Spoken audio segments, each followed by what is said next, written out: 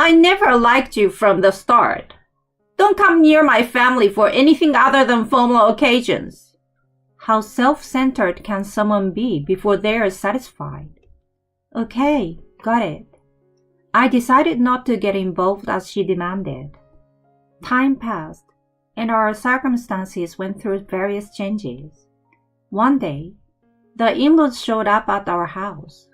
Wait, what's going on here? Oh, I guess I didn't tell you. But wasn't it you who said not to get involved in anything other than formal occasions?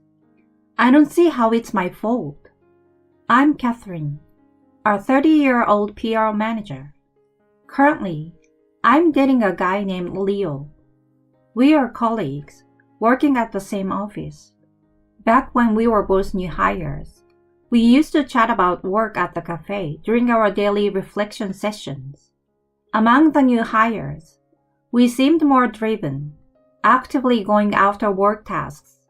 Our mindsets were similar, and we respected each other, which led us to get closer. As we got used to work and started producing results, we found room for romance and began dating. Honestly, I had hidden feelings for a while, but it seemed like both of us couldn't keep it in anymore. Since then, we enjoyed each other's company while working hard on our jobs.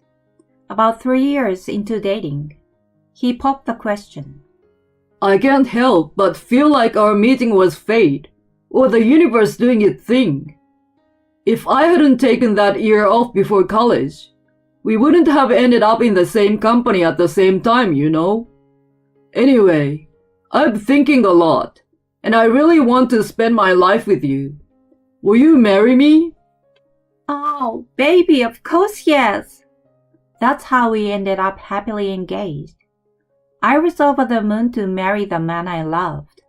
He was always sweet and caring and cherished me dearly. Before getting engaged, we lived together for about a year. He was considerate and great at cooking and cleaning, which convinced me that I could keep thriving in my career without a problem after the marriage. Overall, marrying him seemed like it would bring happiness in many ways. Soon after, we went to meet each other's family. If it's you, Leo, I can entrust my daughter to you without worries. Take good care of her, okay? Of course, I will do my best to keep her smiling. My parents absolutely adored him. They must have seen his genuine side. I was thrilled that they wholeheartedly approved of him. Next was visiting his family. As the day for the visit approached, he started looking uneasy. What's wrong? Something happened? Oh no, He suddenly faltered and procrastinated. Then, as if he made up his mind, he opened his mouth again. Actually, my family is a bit difficult. I'm worried they might say something rude to you. Really? According to him, his mom and sister are quite troublesome. I think mom and my sister are self-centered. They get ticked off over trivial things and won't accept anything less than being treated as number one. They are quite egocentric. I became a bit anxious hearing that and wondered if I would get along with them. But don't worry, honey. I'm always on your side, no matter what. Even if they say unpleasant things to you, don't forget that I'm here. Sure, okay. Thanks, hon. His usual sweetness served as a comforting anchor. Even so, I still couldn't wipe away my doubt completely. Of course I did trust him, but when it came to family ties versus someone who is not blood related, I honestly didn't know whom he would prioritize. He could have suddenly taken his family's side. As the visiting day got closer, I started feeling more nervous. Sorry for saying weird stuff a few days ago, adding unnecessary stress on you.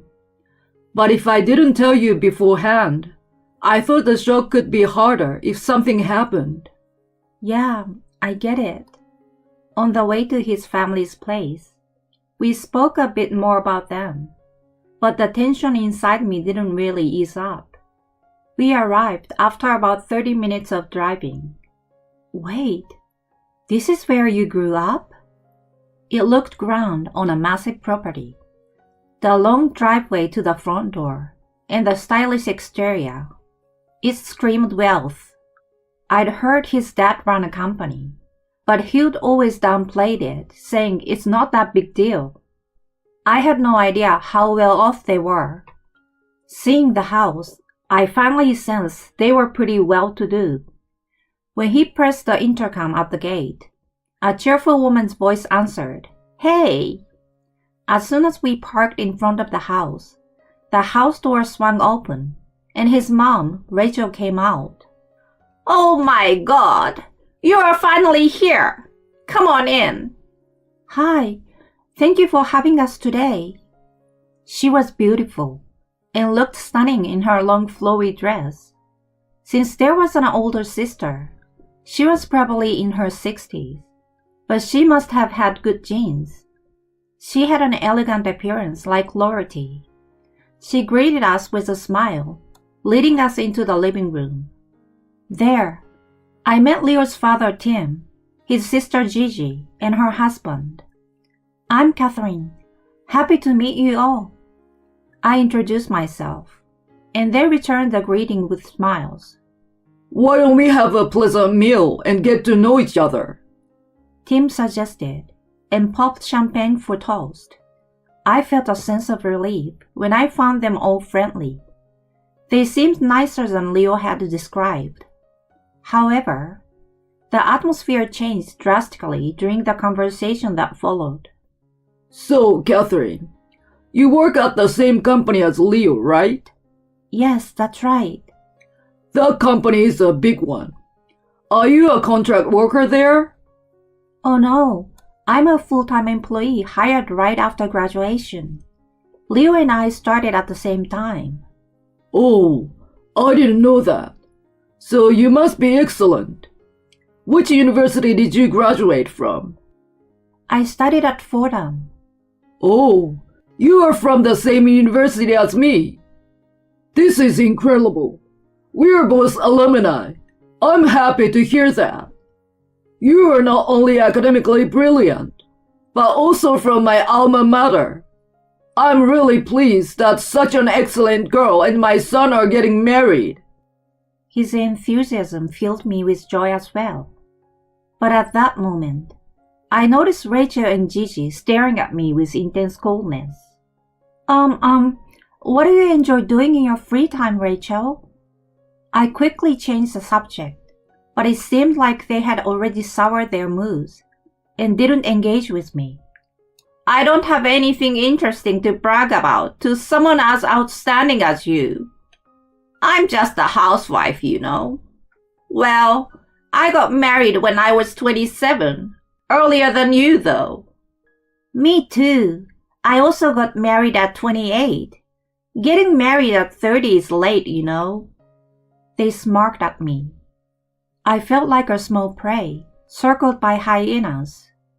I knew it was just going downhill from there.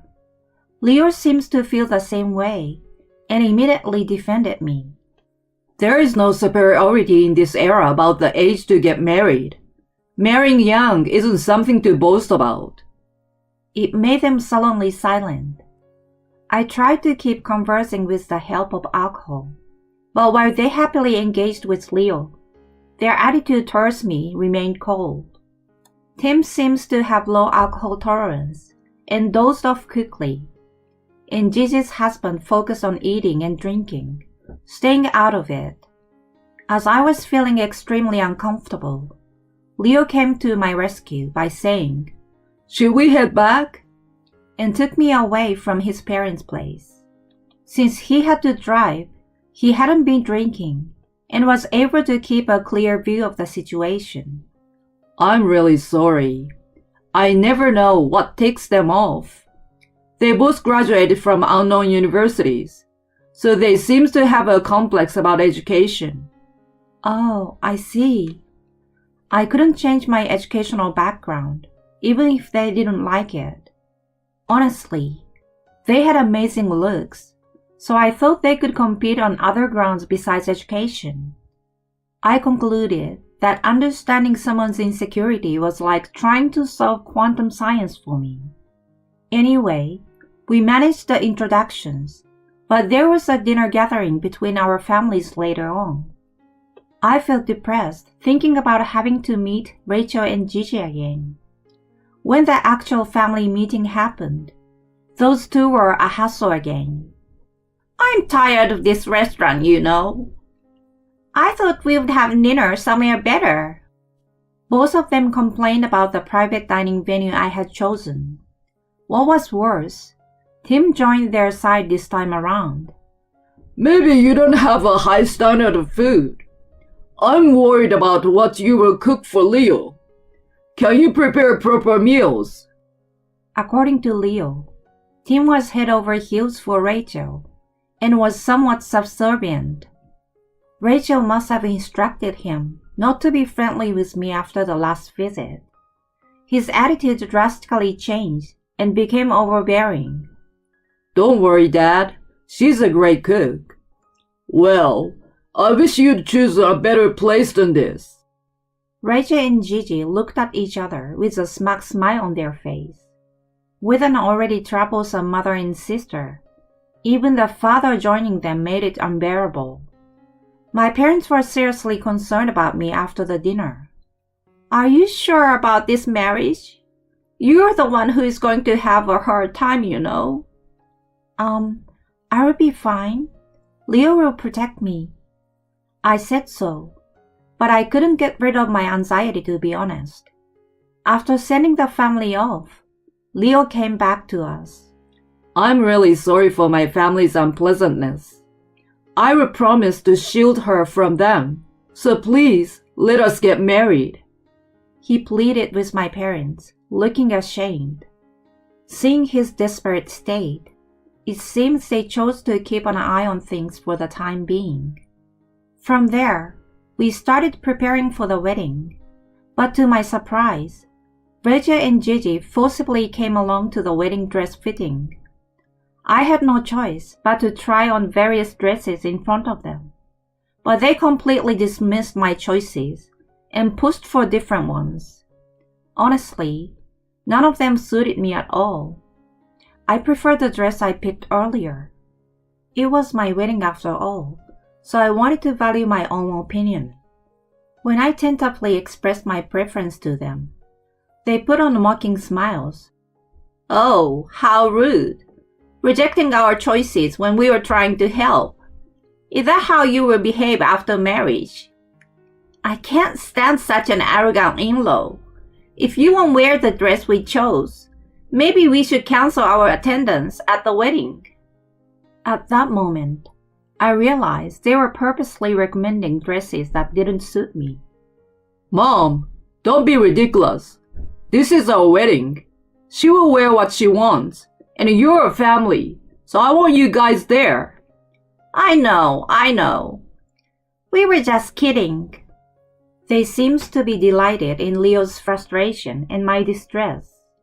Even before the wedding, I was already exhausted. Finally, the wedding day arrived, and so did our big problem. Rachel and Gigi were nowhere to be seen. Even Tim and Gigi's husband were a no-show. Leo frantically called the house. Why aren't you guys here? Huh?